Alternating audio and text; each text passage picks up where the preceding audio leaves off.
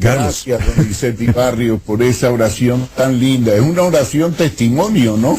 Me queda muy poco que contar después de esa oración. Bueno, Carlos, usted alguna vez, gracias. no, con mucho cariño, alguna vez nos refirió que, y lo ha dicho, que usted viene de una familia judía, y los judíos tienen fama de ser muy religiosos, pero usted era una persona profundamente atea. ¿Qué fue lo que sucedió con usted, un hombre nacido en la Argentina, que se fue a vivir a Venezuela, y que decidió volverse ateo, y que tenía ciertas ideas muy rebeldes? Cuéntenos acerca de eso, Carlos. Bueno, gracias Donizetti por la oportunidad que me das a través de vivelestereo.com. Ya tendremos más de 1000 personas, quién sabe más también, oyéndonos. Es un gran privilegio para mí poder compartir en esta mañana lo que tú me pides, pues que haga. Ojalá que nos queden 5 minutos para tratar el tema, que es apasionante, pero gracias a Dios que siempre tenemos mañana para continuarlo.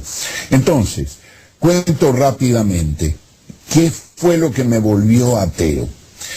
Yo nací en un hogar en donde mi padre era judío, pero era ateo, o sea, nunca se habló de Dios. Nosotros éramos de la parte, eran totalmente incrédulos en la existencia de Dios. Habían emigrado de Rusia, en el pogrom del zar, el zar pues a principios del siglo XX, finales del siglo XIX, había instaurado un proyecto de eliminar a la tercera parte de los judíos, de ponerlos presos a una tercera parte y de exiliar a una tercera parte. Entonces, no sé si alguien vio la película Violinista en el Tejado. Bueno, más o menos esa es la historia de la parte judía que vivía en Rusia de mi familia.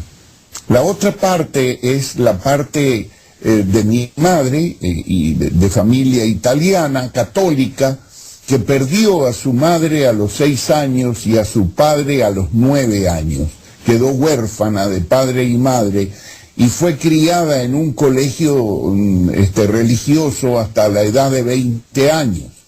Y cuando salió con un profundo rencor hacia Dios, de manera que había por una parte un ateísmo total, una falta de creencia en la existencia de Dios, especialmente después de la Segunda Guerra Mundial.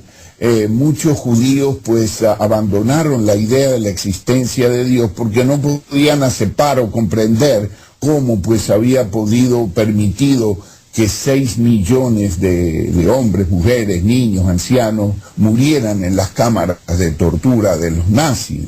Entonces, por una parte había una total ausencia de las expresiones de Dios, y por la otra había una especie de rencor religioso por el concepto pues de ese Dios religioso que la gente puede llegar a aborrecer. Entonces yo me crié en ese estado de cosas. Sin embargo, como no fui bautizado según la tradición católica, y creo que me bautizaron como a los 6 años, una cosa de esas. Entonces, a los 9 años, yo a los 9, 10 años ya, pues, iba a un colegio religioso y me pusieron en un sitio donde se fabricaban las hostias. Era una máquina automática de hacer hostias, y entonces pude comprobar allí que cuando a uno se le olvidaban las hostias, pues creaban ese moho, se podrían, ¿no? Y también conseguí en alguna oportunidad, cuando se le olvidaba al sacerdote, pues, el asunto de la hostia metida en el vaso o en el plato, pues creaba cierto moho, se podría, pues, ¿no? Por la humedad. Entonces, yo desarrollé una profunda desconfianza, y junto con unos amigos muy terribles que tenía, porque yo siempre me juntaba con gente de los que se llaman del bajo fondo. También yo vivía en un sitio que no era donde vivían los ricos ni nada de eso. Teníamos grandes necesidades, entonces siempre estaba mis amigos y yo mismo, pues era ladronzuelo, mentirosillo, que andaba todo el día con la onda metida en el bolsillo, tratando de hacer daño, de romper las ventanas. Era un chico no muy bueno. Entonces, tenía un amigo que le decíamos el Guerino, que era un muchacho terrible, y él me enseñó pues a robar iglesias. Entonces íbamos a la iglesia y le robábamos mientras alguien hacía un escándalo, un ruido disuasorio, atraía la atención de la gente. El otro pues robaba las limosnas que se ponían allí en los santos. Entonces, en las primeras oportunidades yo corriendo detrás, porque nos salían los sacristanes y el cura nos salía detrás para ver si lograba alcanzarnos. Nosotros corríamos y yo iba detrás del Guerino y le miraba la nuca en la primera oportunidad y dije, ahora Dios lo va a matar, ahora Dios lo va a matar. Y resulta que no lo mató Dios, no lo mató. Entonces nos repartimos la plata y yo dije, si no lo mató Dios, Dios no existe.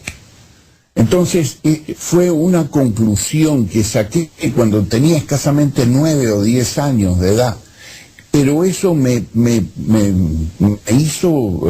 marcó mi destino como persona atea. Entonces me desarrollé y llegué a pensar no solamente que Dios no existía, llegué a pensar que si llegaba a existir era tremendamente injusto, porque permitía que sucedieran una serie de cosas injustas en el mundo. Entonces, así cargado de esta amargura y de esta cuestión, pues fui creciendo, emigré, me fui de Argentina a Venezuela, y en Venezuela pues mi vida me llevó a casarme, tuvimos unas hijas, y yo trabajaba en una línea aérea. Entonces, tengo que decir que a los 12 años, 13 años, cuando tenía 13 años de edad, mi madre, que había venido padeciendo una serie de enfermedades físicas terribles en la cabeza, infecciones en los oídos, en la nariz, ella enloqueció. De manera pues que la tuvimos que internar en una clínica neuropsiquiátrica, y de ahí en adelante, desde los 13 años más o menos de mi vida hasta los 33 años, o sea, estamos hablando de 20 años, ella fue empeorando en sus condiciones psíquicas, psiquiátricas, y de tal manera que solamente podía atinar a dormir.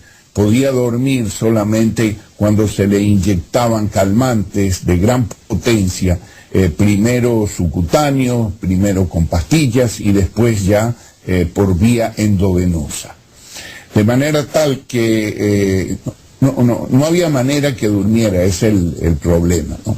Tratando de hacer rápidamente el testimonio, sucedieron en mi vida una serie de cosas. Fui despedido del trabajo, no tenía forma de conseguir un trabajo porque era sindicalista, era comunista, era una persona conflictiva, le había hecho perder el trabajo a más de 300 personas,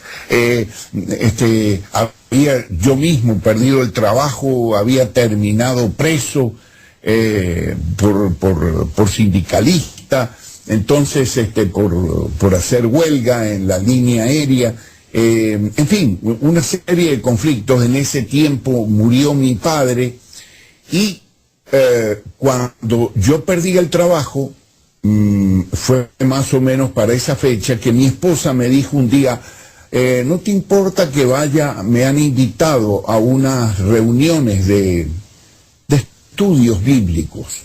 Le digo, no, a mí no me importa que vaya. Yo me acuerdo que cuando había que bautizar a las niñas, le dije, mira, si las quería bautizar, sí, le digo, a mí me da lo mismo que las bautice aquí o que si me pides que la llevemos a dar 4 vueltas a un tótem del Canadá, para mí es igual. Eso es una cosa absurda, ridícula, que yo la acepto porque te quiero a ti como mi esposa, pero personalmente no creo en nada. Lo único que creo que hay que darle un cheque al cura, toma, aquí tienes el cheque y dáselo y que prepare la fiesta, pues. Entonces, yo era una persona muy despectiva en ese aspecto. Me gustaba mucho discutir